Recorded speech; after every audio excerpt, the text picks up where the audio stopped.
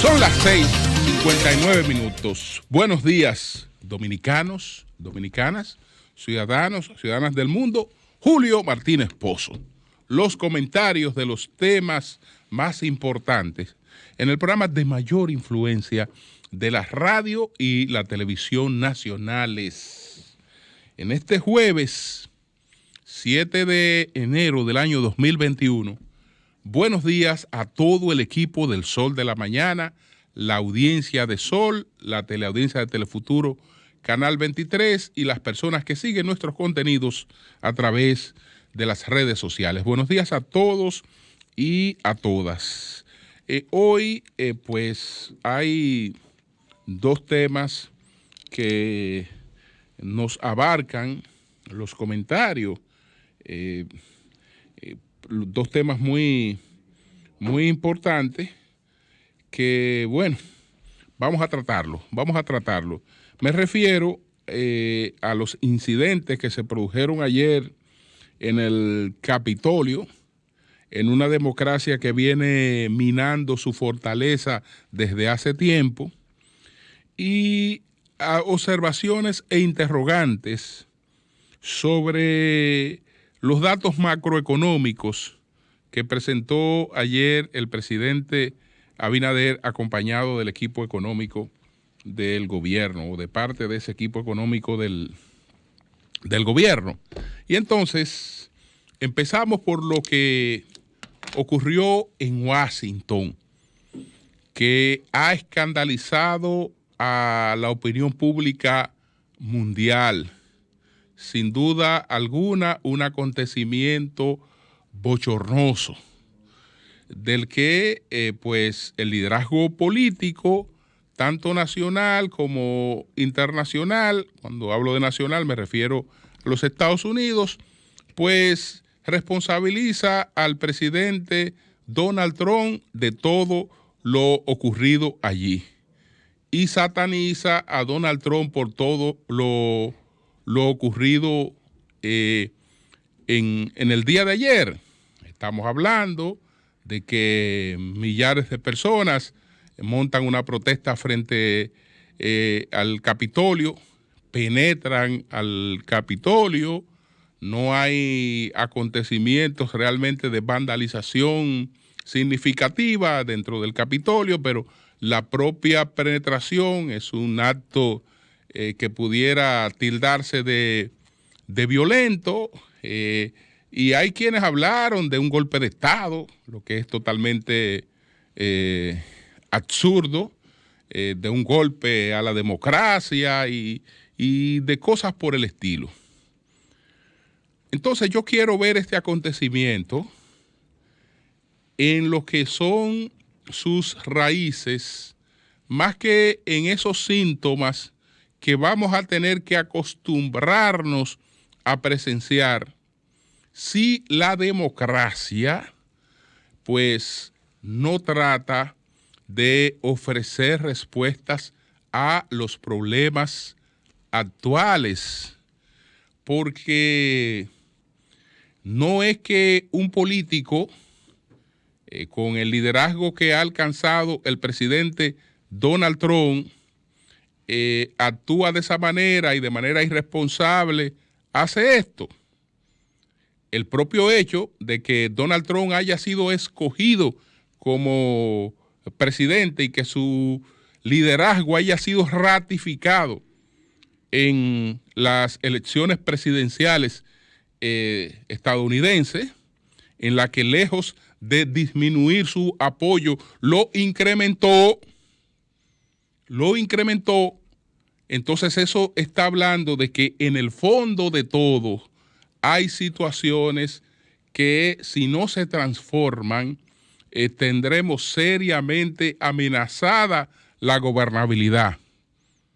La gobernabilidad democrática no sufrió esa amenaza histórica que nos tiene a todos tan sorprendidos en el día de ayer. Es una amenaza que se viene consolidando y que se expresó en situaciones como la de ayer. De hecho, cuando hemos hablado aquí de las amenazas gemelas a las que se refiere Noam Chomsky, es cierto que él habla del calentamiento global y es cierto que él habla del temor de un exterminio nuclear y que esas son las amenazas gemelas, pero él cita una tercera amenaza, que es la del socavamiento de la democracia y cómo se ha venido produciendo ese socavamiento de la democracia y cómo ese socavamiento de la democracia puede llevarnos en el futuro a una terrible crisis de la gobernabilidad.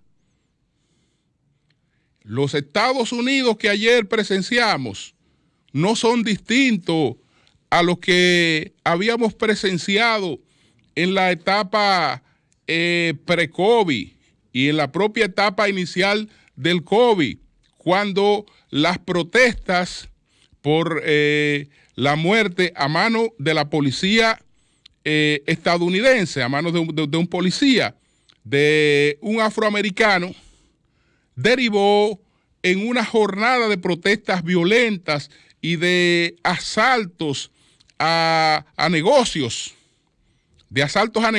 cosa que no tenía nada que ver con la agenda de la protesta, porque la protesta era frente a los abusos policiales.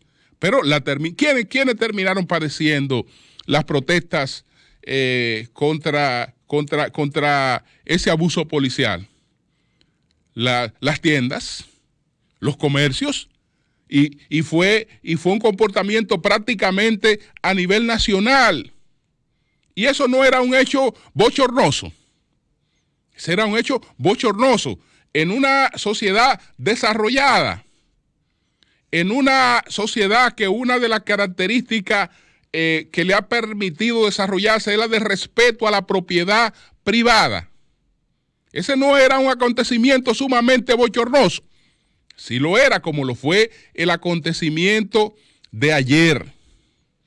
Entonces, hay varias cosas que uno puede extraer como conclusión en este aspecto. El liderazgo de Donald Trump, lejos de ser minado por lo que ocurrió en el día de ayer, no tiene otra cosa que una ratificación, porque lo que quedó demostrado, aún con toda esa violencia y esas cosas vergonzosas que presenciamos en el día de ayer, es que Trump no es un hombre clamando solo en el desierto, que no está clamando solo en el desierto, que lo que está clamando tiene credibilidad en una parte importante de la población. Y eso hay que atenderlo. Hay que hacer distinción. Ahora que hablamos de los fake news y hablamos de la posverdad, hay que hacer distinción entre una cosa y la otra. Cuando estamos hablando de un fake news, estamos hablando de una mentira que se divulga expresamente con algunos objetivos. Pero de antemano estamos hablando de una mentira cuando hablamos de un fake news. Cuando hablamos de la posverdad que vimos expresada en esa manifestación de ayer, lo que estamos hablando es de verdades pasionales. Estamos hablando de una verdad pasional. Y las verdades pasionales sabemos que dejan escaso espacio a la racionalidad. Una mentira es algo que se plantea expresamente con algún objetivo y el que la plantea pues está consciente de que se está planteando una mentira. Pero cuando se trata de algo en lo que el que lo hace cree, no es una mentira, es una verdad pasional. Es una verdad pasional. ¿Cuál es la verdad con relación al tema de los feminicidios, por ejemplo, en la República Dominicana y en cualquier parte del mundo. ¿Cuál es la verdad? La verdad es que vemos ahí la expresión de el machismo, de hombres que creen que las mujeres son su propiedad y las mujeres no son su propiedad. Es decir, desde el punto de vista racional, es mentira que la mujer sea su propiedad. Ahora, desde la verdad pasional de la persona que mata a la mujer y se mata, desde esa verdad pasional, él no asume una mentira. Está haciendo lo que cree y está actuando en función de esa verdad pasional. No está actuando en función de una mentira. Está actuando en función de una verdad pasional. Entonces, hubo unas elecciones en Estados Unidos. 75 millones de personas votaron por Donald Trump. Más del 50% de los que votaron por Donald Trump entienden que Donald Trump perdió con maniobras fraudulentas. La opinión pública que hace tiempo Felipe González dio una explicación genial de lo que era la opinión pública, y esa explicación hay que tomarla muy en cuenta, porque Felipe González dividió la opinión pública en dos. Él habló de la opinión pública y habló de la opinión publicada. Dijo, no, hay dos categorías de opinión pública. Está la opinión pública propiamente dicha y está la opinión publicada.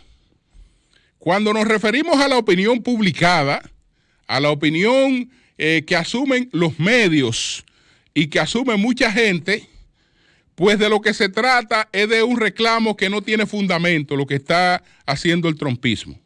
Es decir, usted ve todos los periódicos, los americanos, y los periódicos, los diarios europeos y los diarios más importantes del mundo, y todos hablan ayer de el reclamo infundado de fraude. Eso es lo que plantea la opinión publicada.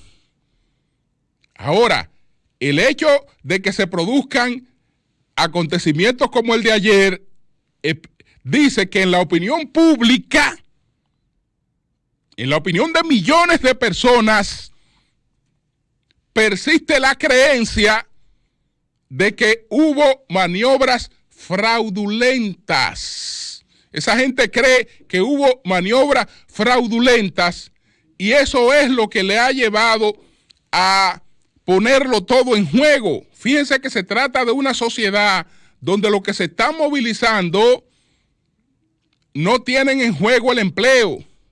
No son personas que mañana van a ser objeto de una aplanadora porque llega un nuevo partido y se van de los puestos. Los que ellos han perdido, lo han perdido hace tiempo, y la democracia y los demócratas sobre todo no han sido capaces de ofertarle lo que han perdido. No han sido capaces de ofertarle lo que han perdido.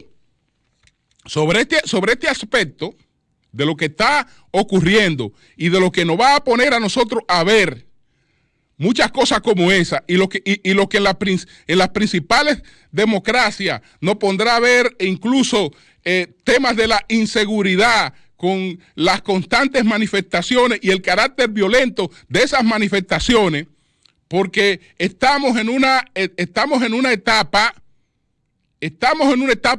de convulsiones que llegan primero desde el tema económico, pero no el tema económico agravado por el COVID-19, sino con el panorama que incluso teníamos anterior al COVID-19, que representaba una etapa de convulsión, porque estamos hablando de una etapa de anulación de una clase media en las principales democracias que se sustentaba en base a un tipo de empleo que habían sido generados por la segunda revolución industrial, que eran empleos que garantizaban condiciones de vida confortables. Como esos empleos están desapareciendo, las condiciones de vida de esa clase media se han deteriorado significativamente. Y las respuestas que la gente ha obtenido son respuestas simplistas de políticos demagogos que en el Reino Unido pregonaron que si nos salimos de Europa, entonces podemos volver a los estilos de vida que tenemos.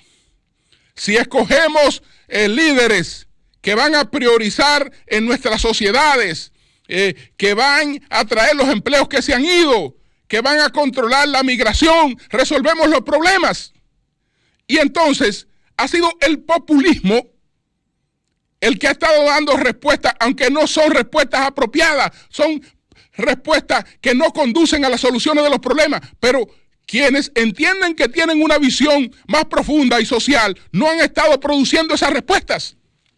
Y esto, por ejemplo, es una de las cosas que advierte Chomsky, y al propio Partido Demócrata se lo había dicho varias veces.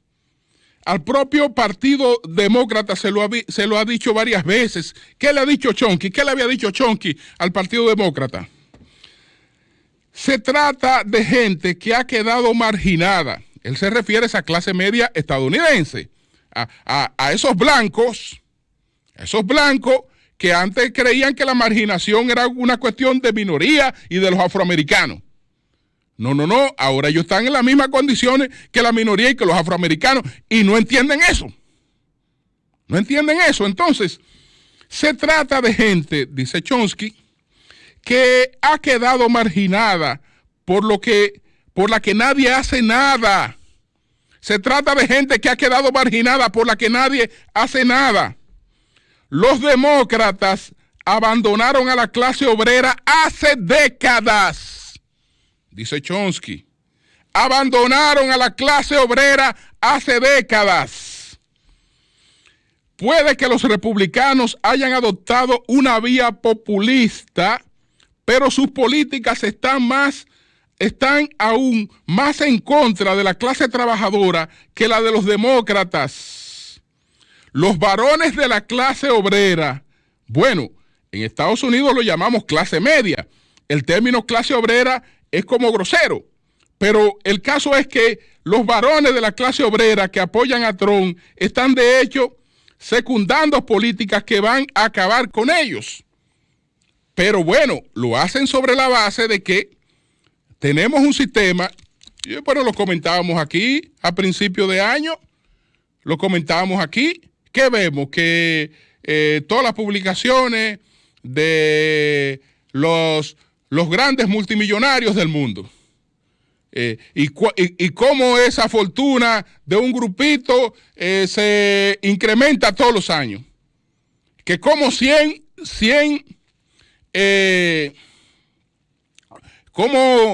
por ejemplo, nos encontramos con que 100 familias pueden tener, 100 personas pueden tener la riqueza, el mismo nivel de riqueza de 4.000 millones de personas, por ejemplo.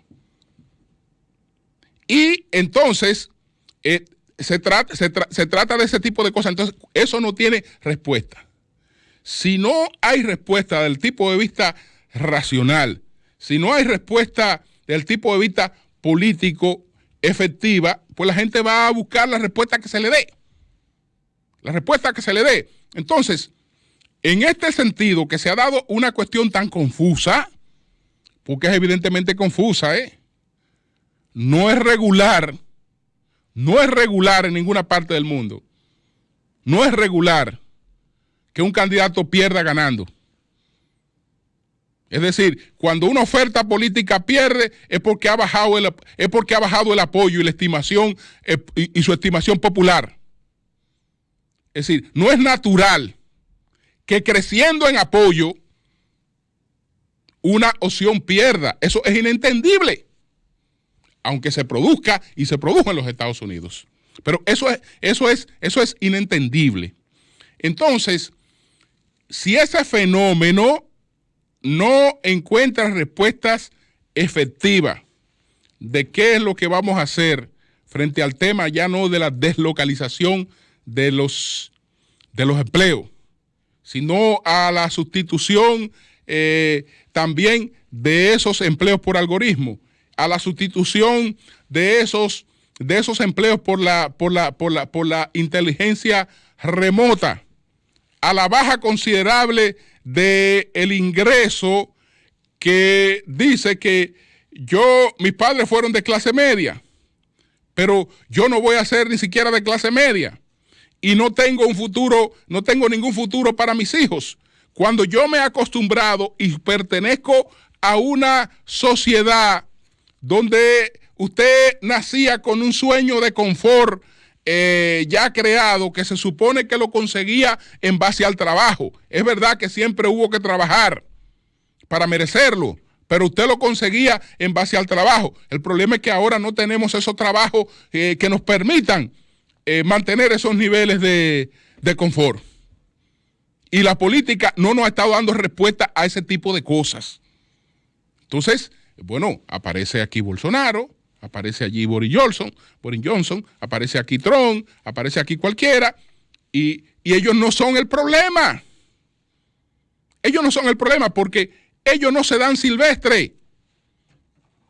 Porque los políticos, ¿qué son los políticos? Los políticos no son otra cosa que una expresión de la opinión pública, que en este caso me estoy refiriendo a la opinión pública propiamente dicha, no a la opinión publicada, a la que se refiere Felipe González, que es la que se refleja en toda la actividad mediática y en toda la actividad pública y ahora en todas las redes sociales. Esa es la opinión publicada. Pero la opinión no publicada, que está y subyace en la realidad, de que hoy todos los editoriales de todo el mundo y todos los comentarios pueden condenar lo que pasó en los Estados Unidos. A pesar de cualquier condena, mañana esa gente está dispuesta a hacer lo mismo. Sin ningún problema. Porque ya usted sabe para qué le sirven a ellos cualquier tipo de condena que se esté dando a esos acontecimientos. Y en una sociedad polarizada, ¿qué va a pasar en una sociedad polarizada? Que ese es también uno de los problemas de polarizar la sociedad. Qué bueno que tú me criticas porque tú eres demócrata y yo soy republicano. Aunque hay una ala más moderada que no haya participado de eso, pero en el fondo soy republicano y que esto estamos divididos en dos. Y ya lo que hay es una media verdad de aquí y otra media verdad de aquel lado. Y punto. Y nadie le pone caso a lo que no esté en sintonía con lo que cree o con lo que piensa. Entonces, esa sociedad que va a gobernar Biden es sumamente caótica, que ahora tiene un presidente que no ilusiona, que tampoco tiene respuesta para esas sociedades. Si Estados Unidos fuera lo que fue en el pasado, con una clase que tomaba determinadas decisiones, Estados Unidos tenía la ruta que le era más económica, que era permitir el agotamiento del modelo Trump. Porque una de las cosas graves que tiene Estados Unidos en esto es que Trump ha sido sacado de la presidencia con su modelo en crecimiento. Entonces, ese modelo se va a tornar en una conspiración constante contra la gobernabilidad, porque tener un presidente y un líder con esa fortaleza, pero sin ningún tipo de freno, hará muy difícil la gobernabilidad. Muy difícil la gobernabilidad. Este hombre, un presidente en Estados Unidos, no puede estar más de 2 periodos. Lo más económico era que tuviera sus 2 periodos y salir de Trump. Ahora se ha postergado el fenómeno Trump. ¿Por qué? Porque durante estos 4 años de Biden tiene una vigencia indiscutida, y tiene la posibilidad entonces de después ir por el segundo periodo que no ha agotado. Es decir, que un fenómeno que se pudo haber agotado en 8 años va a durar 12, si la salud se lo permite, va a durar 12, gravitando sobre la política estadounidense con todas las consecuencias que se pueda tener en términos negativos. Lamentablemente. Entonces, eso es lo que tiene que ver con esos acontecimientos de ayer. Pero vámonos ahora al plano local, donde, pues, en el día de ayer, el presidente Abinader y el equipo económico presentaron datos en lo que el gobierno, en cierta medida, proclama satisfacción por el hecho de que estamos disminuyendo el déficit en una etapa muy crítica. Entonces, mis observaciones en ese sentido no son otras que de filosofía económica, lo que quiere decir que hay distintos parámetros. El de los tecnócratas que gobiernan es uno, y del que yo me siento un poquito más cerca es otro. Quienes ayer hicieron esta presentación, recuérdense que fue el mismo equipo que para presentar un presupuesto con menor déficit pretendió establecer impuestos hasta la respiración.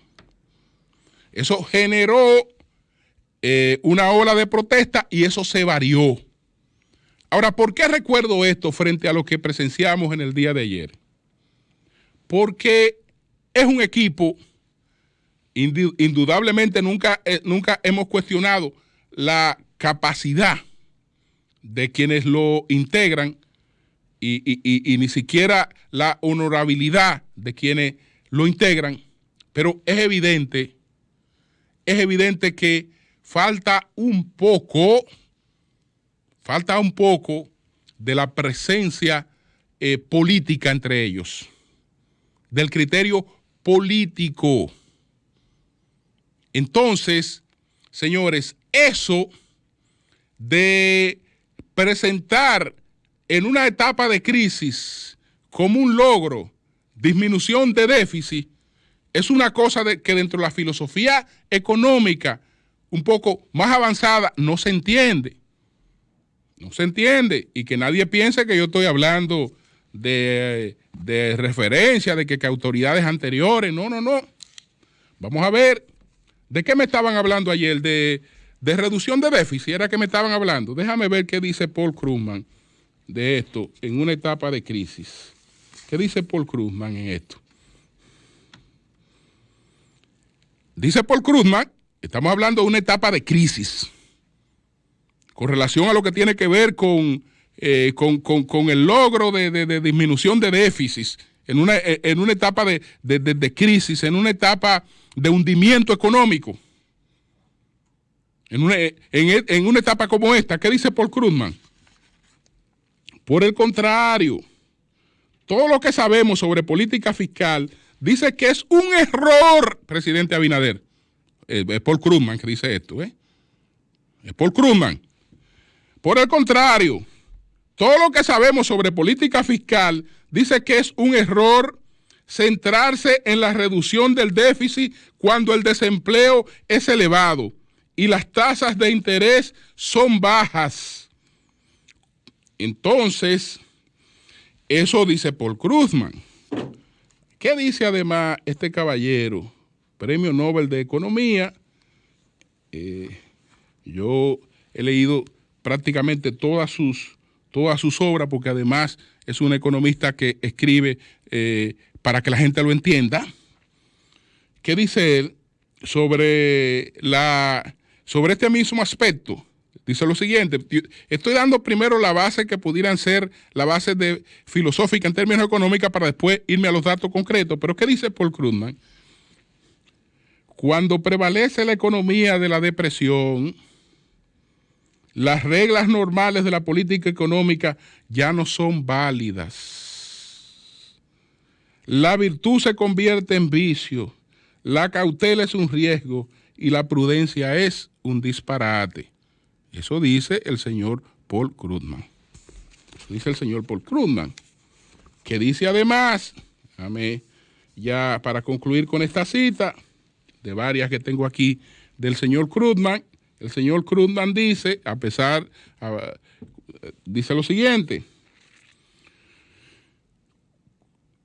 lo que la opinión pública necesita saber es que intentar equilibrar el presupuesto en una economía deprimida agrava la depresión. Eso es lo que dice el señor Paul Krugman. Entonces, ¿qué pasa? Por eso es que tengo algunas interrogantes sobre lo que se presentó en el día de ayer. En la República Dominicana, en el año 2020, además del presupuesto general de la nación que se aprobó para un año 2020 que se esperaba próspero, hubo que aprobar 2 presupuestos complementarios. ¿Qué hicieron esos 2 presupuestos complementarios en la República Dominicana? Que disminuyeron las expectativas de ingresos. Es decir, que llevaron hacia la baja las expectativas de ingresos. El presupuesto tuvo 2 sacudiones hacia la baja en las expectativas de ingresos. Entonces, nosotros rebajamos 2 veces nuestras expectativas de ingresos. Se hace una amnistía fiscal sumamente generosa y entonces se proclama como un logro que unas expectativas de crecimiento de los ingresos que habían sido rebajadas en 2 oportunidades han tenido, en relación con lo que se había proyectado, un incremento de 3.75%. Pero estamos hablando de un incremento en relación con las 2 rebajas que se habían planteado. Con las 2 rebajas que se han planteado. Es decir, yo tengo que saltar una meta, disminuyo la altura de la meta, la brinco para brincarla con más facilidad y entonces después estoy orgulloso de haberla brincado con más facilidad después que la rebajé 2 veces. No, eso es una situación de crisis. Eso es una situación de crisis que no se puede proyectar, como un beneficio, porque resulta que el déficit no era un déficit firme, establecido, era simplemente una estimación. Y entonces esa estimación del déficit era de 9 puntos y tanto por ciento. Resulta que ahora será de 7.7%. Estamos orgullosos de tener uno de los déficits históricos más grandes de los últimos tiempos. Porque como quiera el déficit es grande. Como quiera es grande. Pero ¿qué pasa? Que ese déficit, según lo que se explicó ayer, y lamentablemente no podremos disponer de los datos para hacer la comparación hasta que se haga la publicación, se hagan las publicaciones, y las publicaciones se hacen 2 y 3 meses después. Tenemos que esperar las publicaciones que se hacen, que son 3 o 4 semanas después que termine el año, para ver exactamente en qué está basada este ahorro de unos 77 mil millones de pesos a lo que se refirió el gobierno. Se habla por una parte de incremento de ingresos, porque el ahorro no es de 77, lo que es de 77 mil es la disminución supuesta del déficit. Ok. Se habla de que en ese aspecto en ese aspecto, pues hubo un ahorro de 50 y tantos miles en instituciones públicas, en el gasto de instituciones públicas. ¿Qué pasa? Que hasta ahora ese ahorro no es en el gasto de nómina, porque el gasto de nómina, lejos de disminuir, ha crecido. ¿Cuál es la sospecha? Sospecha, esto no está fundamentado lo que estoy diciendo, porque no tengo los datos a mano, ni nadie lo tiene. No. La sospecha es que tú me puedes estar hablando de disminución y de ahorro, no por la vía de la nómina, sino por la vía de la inversión. Un gobierno nuevo, con inexperiencia en muchas cosas, no pudo llevar a cabo, no pudo ejecutar parte de las cosas que tenía presupuestadas. Eso no es logro. Eso no es logro. Si tú lo que me estás hablando con una etapa de crisis, hubo cosas que no pudiste ejecutarlas. Yo sé que el presidente ayer presentó cómo se han fortalecido los capítulos sociales. Yo no estoy cuestionando eso. Y en el área de salud aportamos tanto, no estoy cuestionando eso. Estoy hablando del lado de la inversión. El lado de la inversión, que como no se ve que ese ahorro haya sido en la parte de la nómina, entonces es probable que ese ahorro haya sido en la parte de la inversión. Y si entonces yo lo que me estoy ahorrando es por dejar de hacer cosas, entonces no me estoy ahorrando nada. Porque esas cosas primero se suponen que me dinamizan la economía, que son planes de inversión. Les pongo un ejemplo. Queremos hacer, teníamos incluso en los 100 días, nosotros vamos a hacer 30,000 casitas en este programa que se llama Santo Domingo se reconstruye. Vamos a hacer 30,000 casitas de madera y de zinc. Pero no podemos hacer la casita de madera y zinc porque en las bases del concurso para hacer la casita de madera y zinc, pues los requerimientos era como para la construcción de una presa, lo que tenía que tener el que fuera a presentarse ahí. No la podemos hacer, eso se anula. Entonces, yo no puedo ejecutar eso y como lo tenía planificado y después entonces yo tengo un ahorro ahí. No, pero yo tengo un ahorro porque no pude ejecutar parte de las cosas que tenía proyectadas. Y no ejecutar cosas proyectadas es ineficiencia, no ahorro. Eso es ineficiencia, eso no es ahorro. Que yo tengo que hacer unos caminos vecinales en agricultura. Papá, perfecto. Tengo esto, el concurso para hacer los caminos vecinales en agricultura, y el que va a hacer un camino vecinal tiene que tener tantos millones de pesos depositados en un banco. O para concursar tiene que tener tanto y lo va a tener congelado allí, etcétera. No puedo hacer los benditos caminos vecinales. O cometí errores que llevaron a compra y contrataciones, anular, que si yo cuántos contratos, que si yo cuántas licitaciones, no pude ejecutar. No pude ejecutar, ¿eso me representa un ahorro o eso me representa una ineficiencia? Entonces, son cosas que yo no las estoy afirmando categóricamente porque tienen que estar contrastadas con las publicaciones específicas. Sí, desde el punto de vista de la filosofía macroeconómica, creo que es un error concentrarse en el tema de la reducción de un déficit que además, en términos específicos, ayer la cosa no fue muy clara.